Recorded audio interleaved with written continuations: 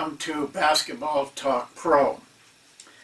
A couple videos ago we had a test and a number of coaches submitted their answers. Remarkable how well they did. It shows you when you're intense and when you are dedicated to learning and dedicated to be improving and becoming better, what you can do. Almost all the papers were perfect, and the most anybody had was one wrong, and that probably could have been communication. It was a little touchy there, but for those of you who maybe didn't know about the test or didn't take it or didn't care to send it in, I did want to give you the answers to those questions. I'm going to read the question and then I will give you the answer. We did a video on 4 giants in the coaching profession, but one of them was not a basketball coach. What is the name of that man? Well, it was Vince Lombardi. The 4 people were John Wooden, Dean Smith, Phil Jackson, and Vince Lombardi. Number 2, at the end of the fast break, the action continues. What did we call that action? And this is the one that kind of tripped up most guys, a few of the guys. Transition is what we called it. We go into Monk. We do, but not every team does. But they do go into some form of improvisation. But transition separates the fast break and what goes on at that time. Number 3, one of the rules in the Monk offense is, here's the rule, hold the ball for 3 counts before passing. Is this true? Yes or no? It's true. Yes. We have that rule for a purpose, that people are looking into the middle first and not just trying to pass the ball around. That doesn't get you any place, but passing for purpose does. Number 4, I showed you a book that started the interest in statistics in sports. The book had a one-word name. What is it? Moneyball. Moneyball. You should read that book. We had, number 5, we had 4 notable basketball people talk to us. 3 were coaches, but one was not, even though a very important man to coaches. What was his name? His name was Michael Goldberg. I want you to think about this. Test your players. I told you this before. Test your players. A little 5-point test like this can be very rewarding. Have them draw your plays. You'll be surprised. You think they know those plays? You'd be surprised. When I was with Don Nelson, he tested all the time, and I got to know him. But he had a lot of little gimmicks with it. One is every test he had one question in there. Was no way the players should know it. He'd never talked about it. He'd never. It was nowhere in the system. But he wanted players to think. And I can remember Finley sitting there for what seemed to me like hours, because I had to wait. Everybody else was gone. I had to wait to get his paper to correct it. He would not quit until he got the answer to that question, even though it was really a trick question. No one knew it was coming. And even Nellie would never tell me the answers to the quizzes, so I had to figure that out and figure out what was right. But that was good for all of us. Good for me, good for him, because he had to make the questions up, and he had good ones, and good for the players. So test your players. Well, one of the things I want to do before I start today on the part 2 of what I call a hidden secret in offense. I don't mean to be mysterious. with this. But it is really a hidden secret. I don't think there's anything more important than these 3 sessions that I've done in Basketball Talk Pro. If you can master what I'm talking about here, it'll go a long ways for you to win and succeed in your profession. If you recall, some of you will, I did a comparison between the Boston Celtics and the Los Angeles Lakers in the 2010 playoffs, the finals, a 7-game series, very close, very close. And the difference in winning in that series was not what everybody would think. It was not the plays. It was what we're going to learn about in the 3rd part of this video series. And if you can master it, or even just take it serious and stay with it consistently, it can help you win a lot of games. It may make you Coach of the Year.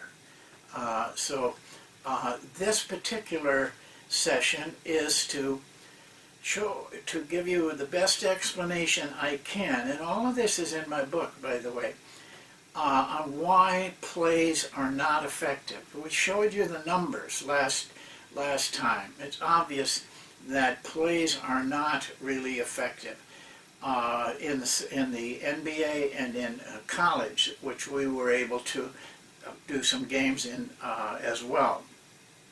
And so there's 8 really. It could be more maybe, but I've identified 8. And it will vary from coach to coach and team to team, which ones are the ones that make their plays ineffective. But I think you'll find in these 8 that it covers most of them.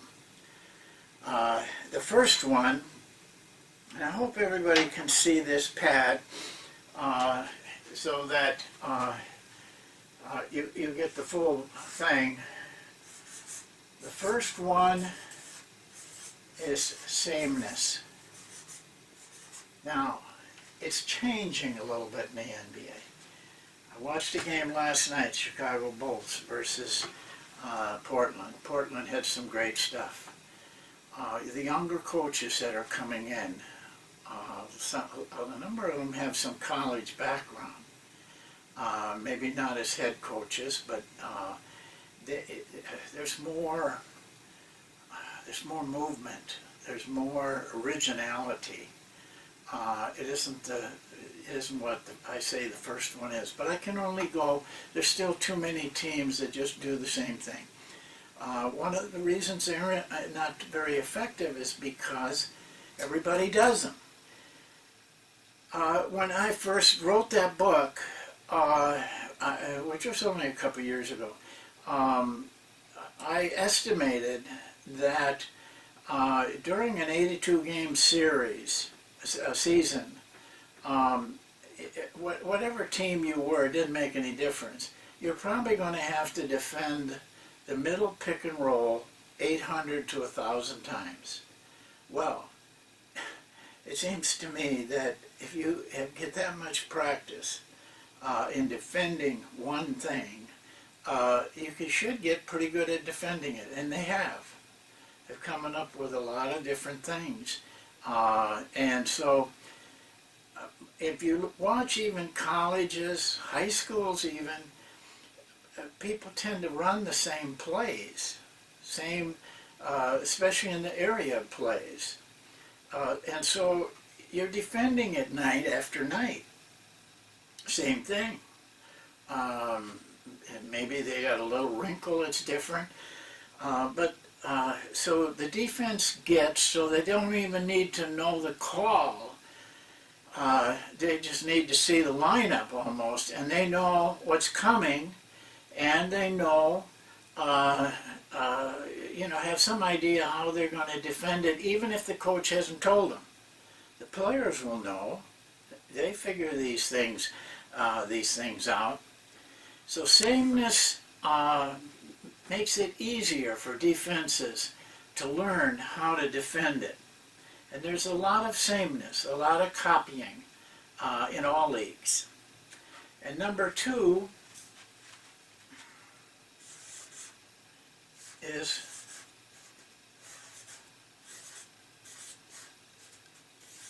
predictable.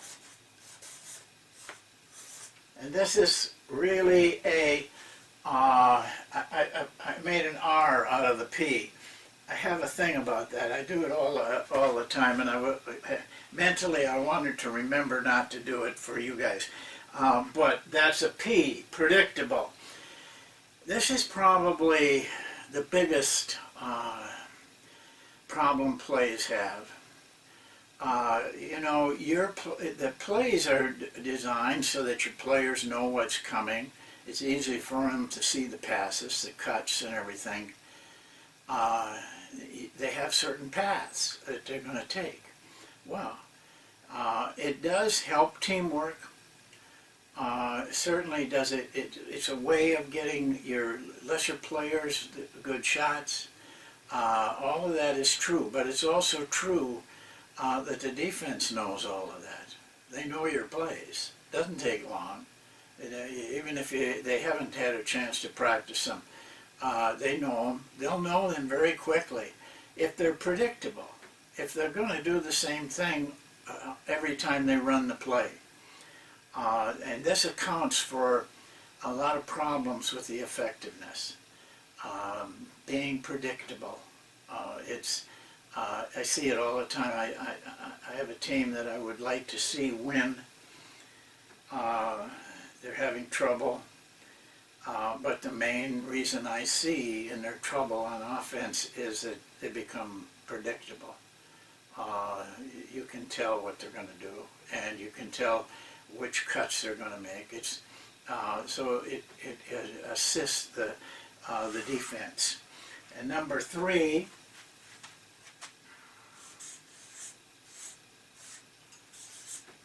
set defense. Plays are normally, and I'd say 99% of the time, run against a set defense. Well, when a defense is set, it's very resistant, regardless of what you're doing.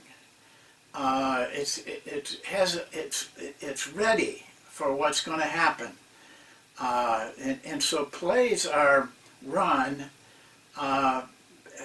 against the defense that's set. For example, I told you last time, there was, out of the 7 ways you can get the ball, possession of the ball, 5 of them you're going to play against a set defense. And this makes it a lot tougher, especially a turnover by the offensive team, such as traveling or something like that. Now they take the ball out of bounds. Now, you take the ball out of bounds on other things, but on that particular thing, the official handles the ball. He gives them time to set their defense. The other place that's very tough is out of bounds. I personally have gone away from out of bounds plays because they're so ineffective, because they are really set on those out of bounds plays. And chances are the out-of-bounds plays are predictable. You watch games, you see most of the guys are running the same out-of-bounds plays. Very little originality there. You combine those two things, and you know, in thousands of games, well, I shouldn't say thousands, hundreds of games, but thousands of examples, out-of-bounds plays just do not fare well. And that's one of the main reasons. And number 4 is execution. What I see when I coached and other teams played against us, what I see is very lackadaisical, lackluster execution. I get the feeling sometimes that these players are so, they have it's an stigma. They've ran those plays and they're not getting much off them, and it's like they're going through the motion on the plays. There's no real zip to them, no real execution. Screens are not strong. Cuts are off of screens have no imagination. And so they just kind of walk through it. There's some really sloppy execution, and I have to go back to the coaches with that. There's no reason why your team should be sloppy in their execution. That's your job. Drill them. But there's some reasons why they're sloppy, and the next one I'm going to give you is this, and why they're lackadaisical.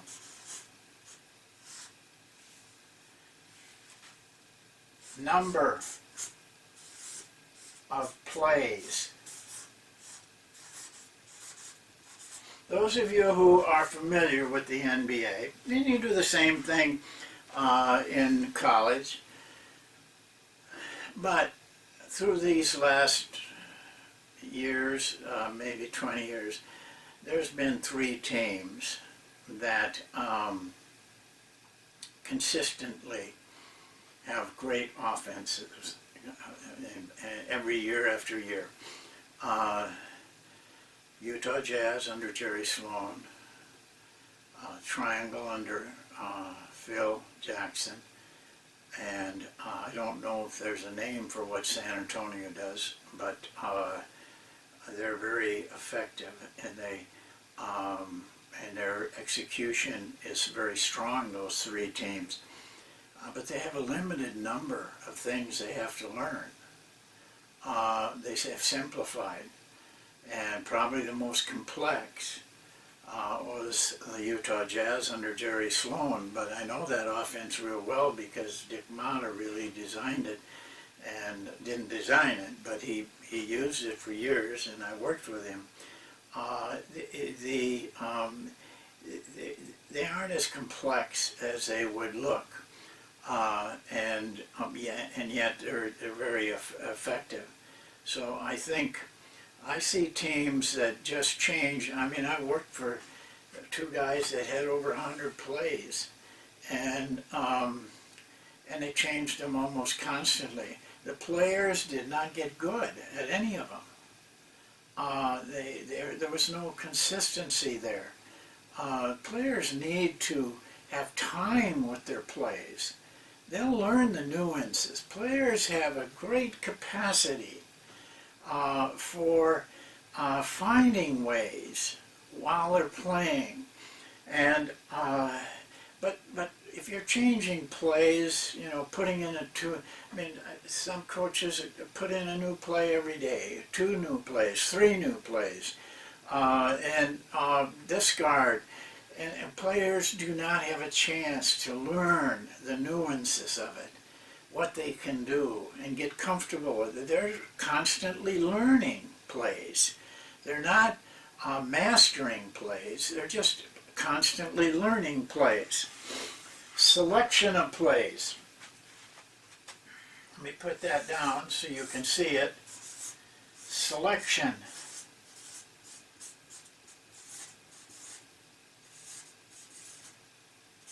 Plays.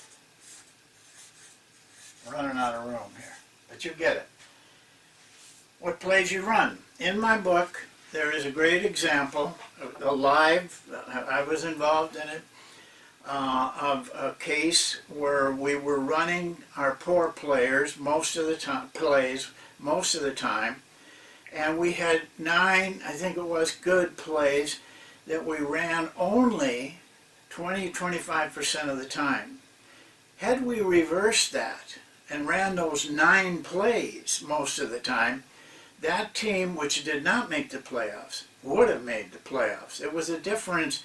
It would have created a difference of 11 points more that they would have scored running just the good plays.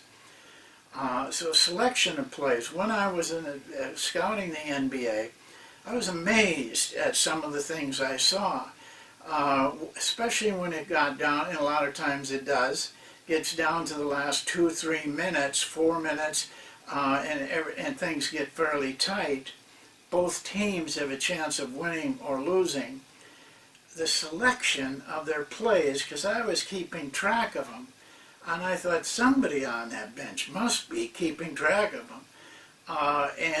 Yet they were running the plays that were not successful in this particular game. So how coaches select their plays, you got to measure. You have to do the work of knowing what your plays can do, which are the good ones, which are the poor ones. You don't necessarily have to get rid of the poor ones. You may have to just find ways to develop that play or two if it's not performing well. But for goodness sakes, run your good plays. Know your good plays. And don't do it by look. You'd be surprised how surprised coaches are when I come up to them and show how ineffective a play has been. They're in love with the play. And so they don't want to hear that even.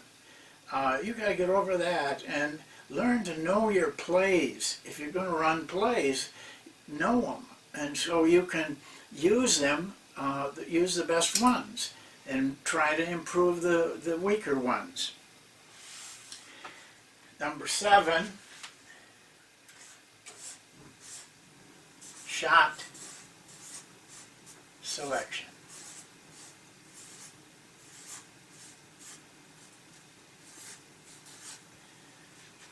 It ruins your plays.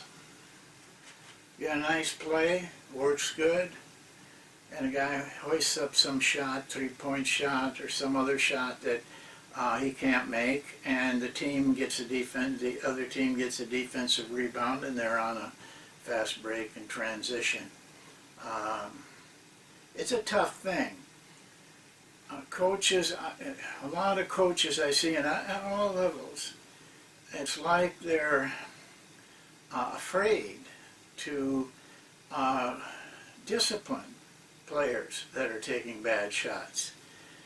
When I had a couple of sessions with Al McGuire, the first one, he told me, you can't be afraid of your stars. You got to be able to discipline them, even if they are your stars, even if you know that they're very valuable to your team. But they still should not take bad shots or poor shots.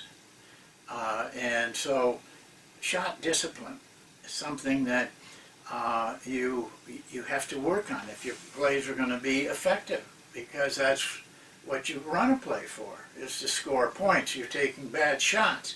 You're taking away your opportunity for a good shot. And 8, and this is a little bit maybe picky, but still I see it so much that I wanted to make you aware of it. 2-man plays.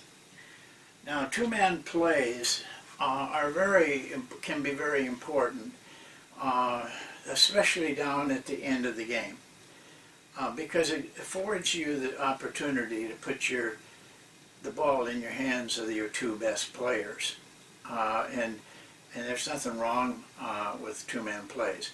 And there's times during the game that you have to need a basket once in a while.